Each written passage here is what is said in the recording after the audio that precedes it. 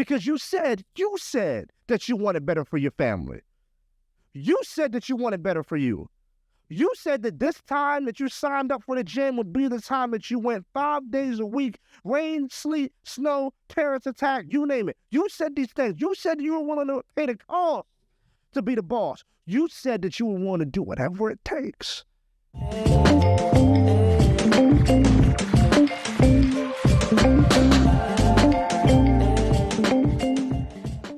What's up? It's Rousawn, your mindset and communication coach. Welcome to the Unruly Podcast. I'm so excited to have you here because I get a chance to have a conversation with you, kinda. Like in my mind, I'm like, I think this might be what they're thinking, but it may not be. You have to let me know in the comments or shoot me a message or an email or whatever. You've heard the quote before. You are what you eat. Sadly, I know that to be true, right? Like we talked about it on past episodes before. Your boy I like to eat, right? And I have noticed, okay, that if you eat enough of that thing, you become more like that thing. But it's true in other things too. Like it's true in your life. Like I believe that you are what you consume.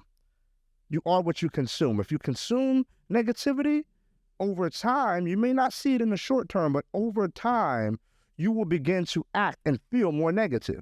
If you consume positivity and different levels of heightened frequency, you become that vibration. You become the vibe. So you are what you consume. But check it out. You're also who you listen to. You become what you listen to. See, that's another form of consumption. Audio consumption. What you listen to, you tend to act out on a very subconscious level. You have one brain, but two minds. You have a conscious brain and a subconscious brain. The conscious brain is what you can hear and see, and you recognize that you're hearing my beautiful, buttery voice right now, or you're seeing me on YouTube or social media, right? You're conscious of that. But your subconscious mind is like a computer. It's working in the background. It's drawing connections and painting pictures, and it's allowing you to interpret and understand and comprehend things from past experiences. Your subconscious mind is by far the most powerful. It actually accounts for 95% of your brain. The other 5% is what you're conscious of. So yeah, if you thought that you were aware of a lot, not really, pump the brakes. 95% is subconscious. So is this a neuroscientific episode, Rousawn? Could be. But I need you to know you are what you listen to. At any given time, there's two different voices going on in your head. Bro, you saying I'm crazy? Yeah. If you're anything like me, I got more than two, like 22. But there's two voices, right, that are fighting for attention. They're fighting for you to listen to them. Can I share those with you? If you listen, I'm just asking to be polite. And check it out, y'all. I'm gonna go ahead and keep it a buck. I've been upset. My watch keeps going off. Don't find my watch. I hope I don't distract you by ignoring people. But listen, there's two voices. There is this voice that's called the negotiator. The negotiator. Like I like CIA movies. I like spy movies. I like movies where there tends to be a negotiator of some sort in the movie. Right, and the negotiator sitting down with the terrorist, or sitting down with the bank robber, or sitting down with the quote-unquote bad guy or girl, and they're negotiating, right? They're negotiating, and typically, at some point in the movie, the negotiator wins. The negotiator wins because the negotiator is skilled. The negotiator is trained to play on the emotions of the person that they're negotiating with. The negotiator understands that it wants the negotiation terms to shift in their favor, so they do what they need to do, say what they need to say, in order for the negotiation to land where they want it to land. I know, you're like, where did the episode go? We'll be right back to it in a second. I want to take a moment and just come at you and let you know about something that I created, something I'm very proud of. And it's a group coaching community for men. And I spend 2-3 days a week pouring in and growing this incredible community that we call the Mindset Architect Academy. My mentor said to me like this. He said, Rousawn, accountability creates responsibility, right? Accountability creates responsibility and takes you to the next level. And I knew that I had to create a space where men could come as they were and be held accountable and get the skills they needed to grow in their mindset, their life, and their business. And whoo, we've done that. Inside the Mindset Architect Academy, we meet every Monday morning, Wednesday morning, and Friday morning for my inner circle at 6 a.m. Eastern Standard Time on Zoom. And this is a coaching community for literally what you would pay for a few cups of coffee a month. I give you coaching where I'm taking everything I've learned in mastermind and mentorship programs, and I'm giving it to you. And no, I'm not charging you thousands of dollars a month like I charge some of my clients. You get it for literally what would just be a few cups of coffee per month. So if you're a guy who's looking to go to the next level, you probably need accountability that breeds responsibility. Click the link for the Mindset Architect Academy and learn more. Now back to the episode. The negotiator. And so you have that going on in your brain. But at the same time, you have a navigator, the voice of a navigator going on in your brain. Yo, Rousawn, have you lost it, bro? Let's just check it out. I'm going to spell it out for you. You got the negotiator, and then over here you have the navigator. Well, I don't spend much time outside just doing random things. Like I play football outside with you. Yeah, we play a little game of football, 2-hand touch at my older age, right? But I'll play with you. I'll play a little basketball. I'll cook you real quick outside. Hour or two tops, you know, but I don't do a lot of extra stuff outside of that outside. But again, I believe that exposure creates expansion. And when you're exposed to new ways of living, new things, your mind can never go back to being the same size. So I let some new friends take me for a hike not long ago. Crazy, right? We're hiking, and my guy Nick, who's out front, my man, like, this is what he does. He's climbed Mount Kilimanjaro. He's active. He's lived outside for like 60-some days straight. My man is lost it, right? But what he was doing up front, because I wasn't experienced, he was the navigator.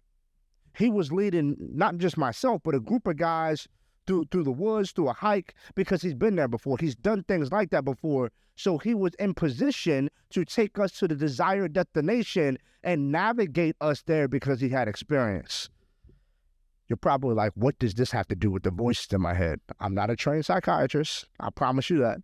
But like I said, you have a negotiator and you have a navigator. And like I said, when you watch those movies, the negotiator typically gets the results that he or she wants.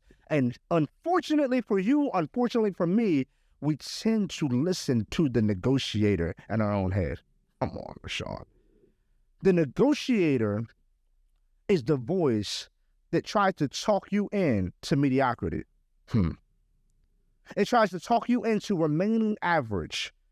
It tries to talk you into remaining on the same level that you're at right now. This negotiator in your head wants you to remain comfortable and wants you to remain exactly where you're at. And every single day, we have to make the decision. Do I listen to the negotiator? Because you said that you wanted better for your family. You said that you wanted better for you. You said that this time that you signed up for the gym would be the time that you went 5 days a week, rain, sleet, snow, terrorist attack, you name it. You said these things. You said you were willing to pay the cost to be the boss. You said that you would want to do whatever it takes. And what's interesting is that's when the navigator takes over. The navigator is that voice that's telling you, hey, what you said is this, so we may need to go this way. You may need to give up making excuses. You may need to take the difficult road to get to your desired destination. Your navigator screaming at you. But unfortunately, the negotiator has won more times than the navigator has. I'm talking about the subconscious mind. I'm talking about neuroscience.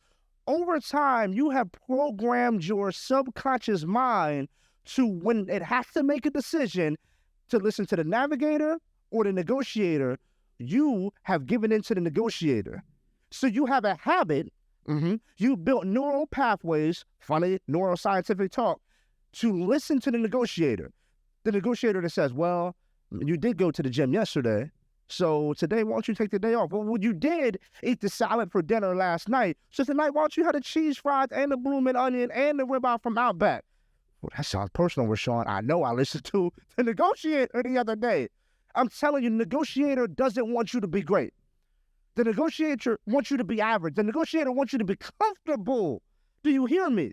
There's two voices at all time. And you have to ask yourself, which voice am I letting win? Which voice am I letting win? Because if you're not where you want to be in your life, chances are you've been listening to the negotiator. You've been letting the negotiator let you make excuses instead of execution. Like, you're making excuses as to why you can't go be great, as to why you can't go the extra mile, as to why you can't, and they're small excuses. And they're like paper cuts. You're cutting and you're bleeding to death because the negotiator wants you to be on the same level. It's the navigator that you haven't given into. You haven't listened to the navigator because the navigator, like my man Nick, when we were hiking through the mountains, Nick had us taking more difficult routes. I was like, bro, that path seems flatter.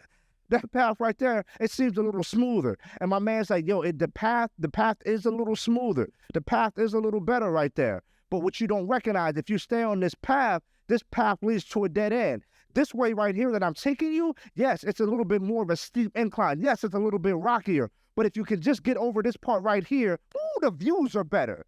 It leads to the views that we want to see. It leads to the desired destination. The navigator is going to tell you to do the hard things so you can have a better experience. Come on. The navigator understands the vision that you plugged in, the GPS coordinates that you plugged in. It's understanding, hey, we need to reroute. We need to go this way. Hey, we need to cut that person off. Hey, we need to stop making excuses. Hey, we need to stop giving our word if we're not going to follow through. The navigator, it seems I just hit my microphone. I'm on fire. Why? Because I'm telling you, the navigator is going to tell you to do some things you don't want to do, but it's not telling you those things so you can be good. It's telling you those things because it's for your good. And it's more difficult, but I'm telling you the prize, whew, is better at the end. So I need you to tap in. Ask yourself, am I going to listen to the navigator today or the negotiator? I'm done negotiating with myself. Kobe Bryant, the late, great Kobe Bryant said, I make a contract with myself to be great. And I'm not going to break that contract for anybody. So what I want you to do today is make a contract for yourself that says, hey, when given the opportunity, and it's going to come where you have to listen to the negotiator or you have to listen to the navigator. I want you to contractually obligate yourself to listen to the navigator, right? And make sure there's a penalty if you don't. Come on, now I'm coaching. Now I'm going to send you an invoice for this. Like, there has to be some sort of penalty for you not listening to the navigator. Because if you give in to the negotiator and there is no penalty, then there's no consequence for your action or inaction. Like, make sure it's something that hurts a little bit. Make sure you're giving up HBO. Make sure you're giving up Netflix. Make sure you're giving up your game. Make sure you're giving up your favorite meal that you like to eat at the end of the week. I don't know what it is, but there has to be a consequence for your inaction. Because the navigator needs to win more often. Because we have to. It's called neuroplasticity. Oh, you're using big words today, Rousawn. Hey, I told you. I told you this is the stuff that I love. I love neuroscience. I love mindset. You have to create new neural pathways. Meaning, you have to go back and begin making decisions, right, that override the decision that you've been making. You have a habit of allowing your subconscious mind to control your decision-making because over time you have given in to the negotiator. We need to start from today going forward of giving into the navigator. And when we do that long enough, strong enough, consistently enough, we begin to build new neural pathways in our brain so that these new habits are formed to listen to the navigator that has our best interest at heart. That's when you grow. That's when you get better. It's when the navigator is leading you, not the negotiator. And so take those two things. Like I said, navigator, negotiator. Make a contract with yourself that today is the day that you're going to be great. Today's the day that you're going to begin going to the next level by listening to the navigator.